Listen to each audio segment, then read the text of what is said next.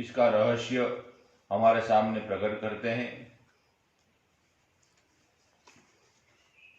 प्रश्नों के रूप में कल स्वामी जी ने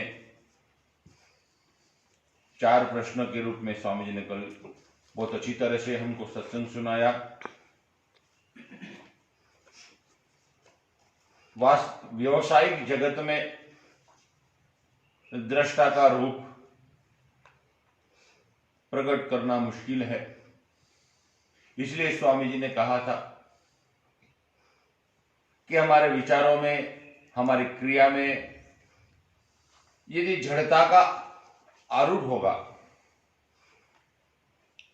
जड़ता के ऊपर आरूढ़ होकर हमारे विचार चलेंगे तो संसार ही प्रकट होगा। यदि हमारे विचारों में चेतन का आरूढ़ हो जाएगा तो हमारे सामने परमात्मा का रूप, परमात्मा की बात, परमात्मा अच्छी बात हमारे जीवन में प्रकट होगी, आध्यात्मिक बात प्रकट होगी। इसलिए स्वामी जी महाराज ने, मेरा ऐसा ख्याल आ रहा है कि हम बहुत सालों के बाद ये स्वामी जी का जो रहस्य है हमारे सामने प्रकट होगा। अभी नहीं हो सकता। भगवान गरुड़ को बनाकर उसके ऊपर मूर्ति बनाई। गरुड़ की बड़े दोनों पंख बड़े अच्छे बनाए हैं, हरे भरे बनाए हैं।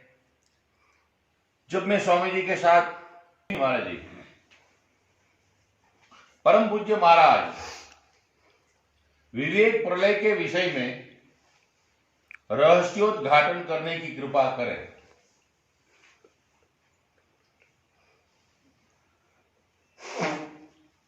शास्त्रीय वाणी है वो।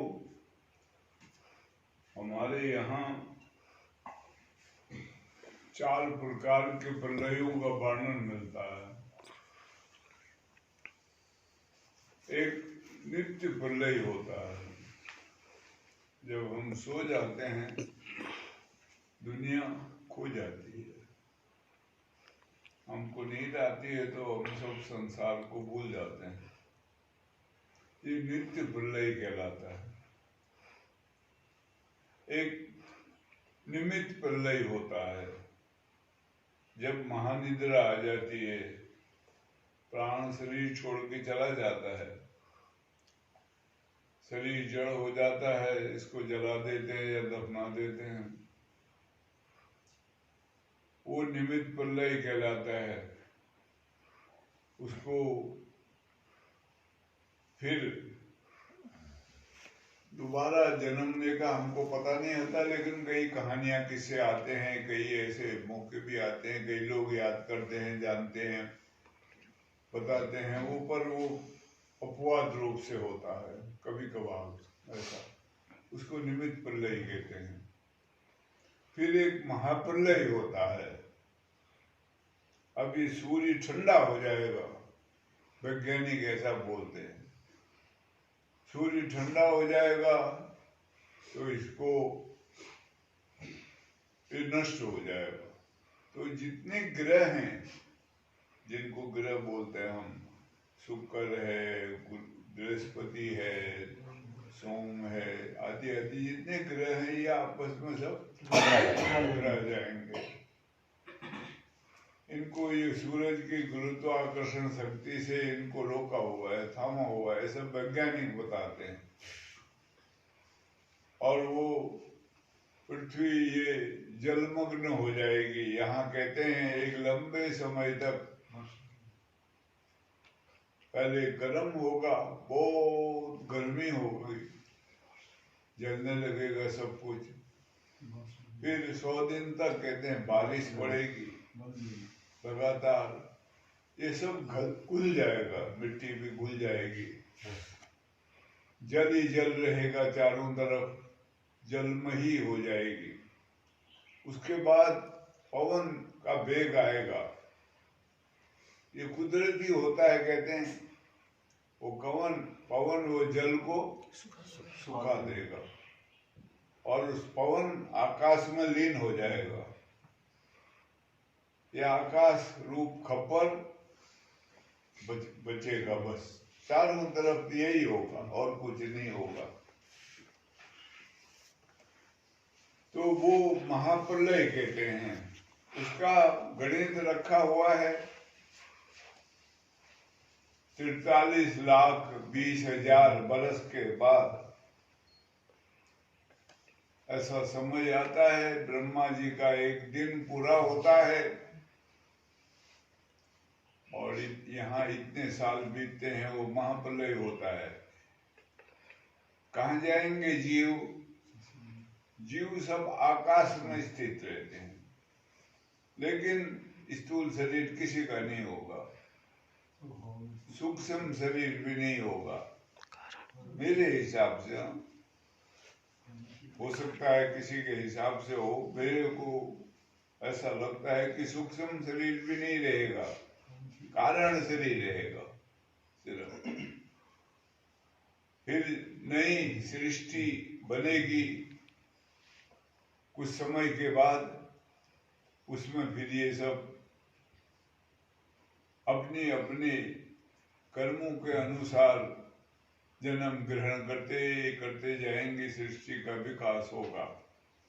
एक श्रृंखला है, बनी हुई है अनादिकाल से, और इसका धर्म ग्रंथों में वर्णन मिलेगा। संत महात्मा इसके बारे में समझाते हैं, पौराणिक भाषा में इसको बहुत महत्व देते हैं। महाप्रलय के बाद फिर प्रकट होते हैं जीव इस संसार में, और ठीक से पढ़ना हो तो वेदों का एक भाग है, सतपथ ब्राह्मण कहते हैं उसको, उसमें इसका बड़ा स्पष्ट वर्णन आएगा। और जयशंकर प्रसाद ने कामायनी नाम का ग्रंथ लिखा है, प्रलय के बाद की कहानी लिखी है सारी, कैसे कैसा होगा करके सृष्टि का क्रम। तो उसमें इसका वर्णन है ज्यादा, वो सतपथ ब्राह्मण की कथा है वो, और पौराणिक भाषाओं में कई जगह आता है इसका वर्णन। तो ये तीन जो वो हैं प्रलय, ये संसार में होते हैं, और इसके बाद हम फिर जन्म लेते हैं। रोज सोने के बाद उठ जाते हैं, सवेरे को जन्म होता है नया हमारा। मृत्यु के बाद फिर शरीर मिलता है हमको, जन्म होता है हमारा। ये जो महाप्रलय है, इसके बाद भी हम फिर सृष्टि में प्रकट होते हैं, जन्म होता है हमारा। लेकिन चौथा एक प्रलय माना है, उसको विवेक प्रलय कहते हैं। यही जागे जग जाय हेराई, जागे स्वप्न भ्रम छूट जाए। विवेक प्रलय में सृष्टि खो जाती है, सृष्टि नहीं रहती है, और यहाँ का सब भ्रम छूट जाता है। विवेक प्रलय होने के बाद ही जन्म नहीं होता है, उसके बाद जन्म मरण समाप्त हो जाता है, क्योंकि संसार सृष्टि खो जाती है। सृष्टि खो जाती है का मतलब है यहाँ ही रहती है, ऐसे ही हम भी यहीं रहेंगे, लेकिन हमारी सोच, हमारा विचार, हमारी दृष्टि सब बदल जाएगी, अलग हो जाएगी। उसमें सृष्टि को कहा जाए तो परमात्मा रूप हो जाती है, या कहा जाए बौद्धों की भाषा में तो शून्य हो जाती है।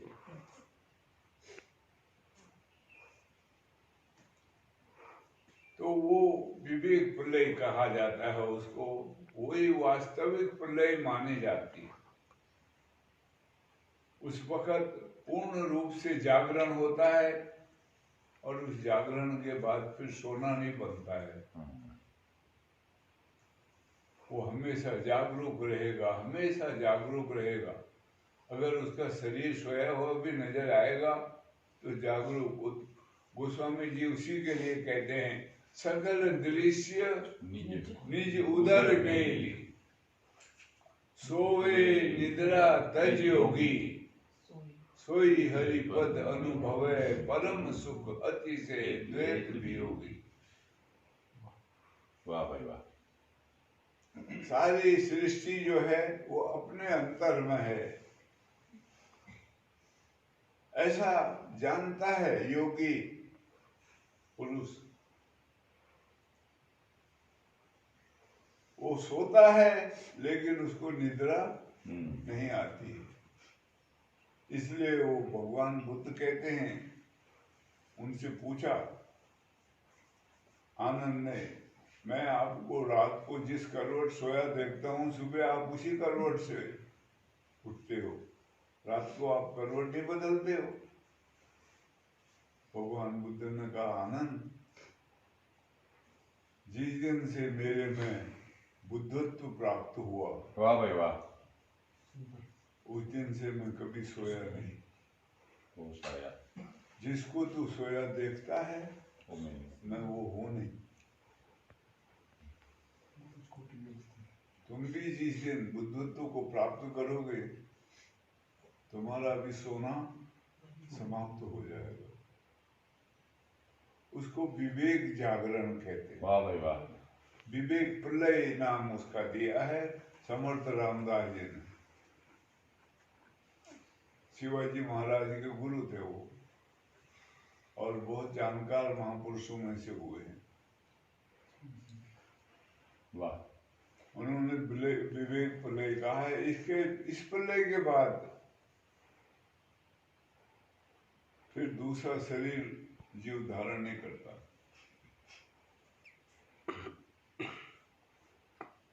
कहाँ जाता है तो उसको कह सकते हो कि वो ब्रह्म रूप हो जाता है, भगवत रूप हो जाता है, भगवान ही हो जाता है।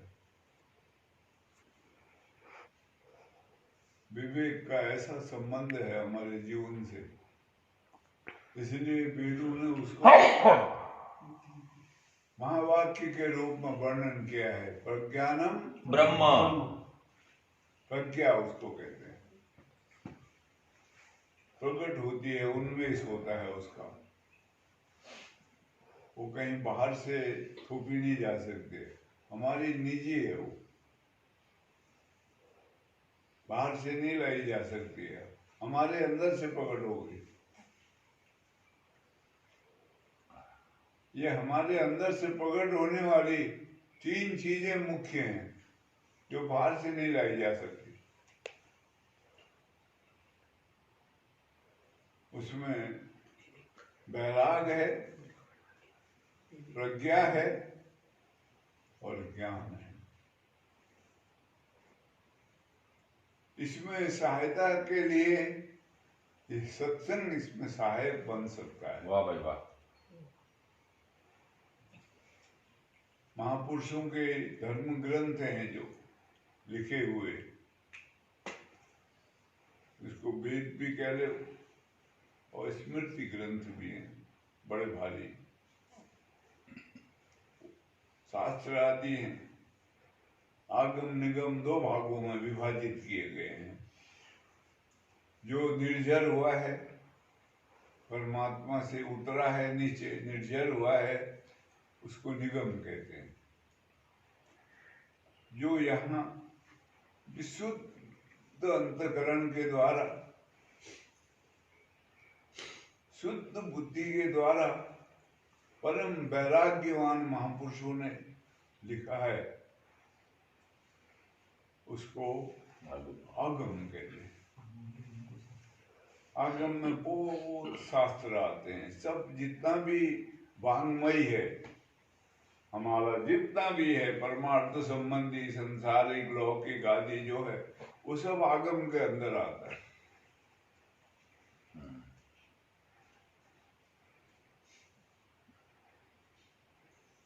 तो वो सहायता होता है आगे बढ़ने में, चलने में। लेकिन जो बहुत कमर कस के इस मार्ग में चलते हैं, एक लक्ष्य बना के अनन्य भाव से, अनन्य मतलब न अन्य सो अनन्य, और कोई भी भाव नहीं है, एक ही बात है उनको, गुरु के मार्गदर्शन हुआ तो उसी में लग गए, कमर बांध के। किसी को ऐसे ही बैराग पैदा हो गया, वो खोज में लग गया, तो गुरु के आकर उसको मिल जाएंगे। महर्षि रमन जैसे हैं, भगवान बुद्ध जैसे हैं, उनको गुरु आकर के वैराग्य पैदा हो गया बड़ा भारी, वो भी मंदिर देखने से। महर्षि रमन वहां गए मदुरई, और वो मीनाक्षी टेम्पल में अंदर बहुत बने हुए हैं, वो क्या नाम, मूर्तियां वगैरह बहुत बनी हुई है अंदर, देखने लायक। अलग अलग अलग हिस्ट्री जैसी भी है कईयों की। उसको देख के, उनको देखते देखते ही बैराग हो गया, घर छोड़ के भाग गए।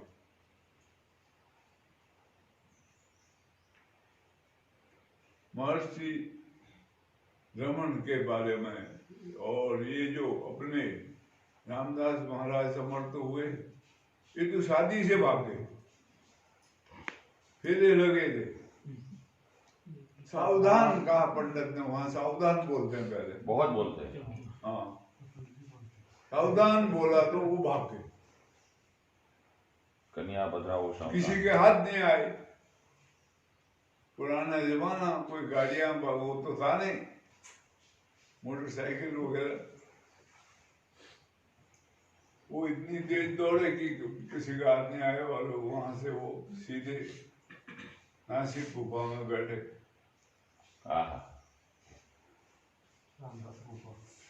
ऐसे कई किस्से होते हैं, उनको ये सब की जरूरत नहीं पड़ती है। यही इसी के हिसाब से गणित लगा करके बोलते हैं लोग कि जो भी है हमने इस जन्म में किया है, वो हमारा पूंजी है। वो शुभ है या अशुभ है, वो है पूंजी हमारी। आगे जो व्यापार शुरू करेंगे हम, उसी के द्वारा करेंगे, इसी को संस्कार कहते हैं।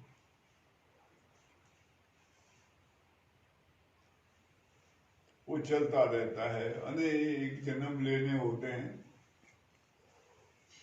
भगवान कहते हैं बहुना जन्मा मन्ते ज्ञानवान माम प्रपद्यते वसुदेव सर्वमिति स्वमात्मा सुदुर्लभ। अनेक जन्मों के बाद कहते हैं ज्ञानी जन मुझे जान पाते हैं। ज्ञानवान जो होते हैं, जो इस मार्ग में चल रहे होते हैं, आगे उनके अंदर भाव होता है और वो उसको पूर्ण करना चाहते हैं, तो वो भगवान को जान पाते हैं। कहते हैं जो सारी सृष्टि में भगवान ही को दृष्टि करता है और कुछ नहीं दिखता है उसको, ऐसा महात्मा मिलना दुर्लभ है। भगवान मिलना दुर्लभ नहीं है, महात्मा मिलना दुर्लभ है। ऐसी भगवान की वाणी है, वसुदेव सर्वमिति, सब जगह भगवान ही देखता है। वो उस वक्त वो विवेक प्रलय हो गया, वाह वाह, हो गया सब। सृष्टि नाम की कोई वस्तु नहीं रही, परमात्मा एकमात्र रह गए। अहम खलविदम ब्रह्मा सर्वम खलविदम ब्रह्मा।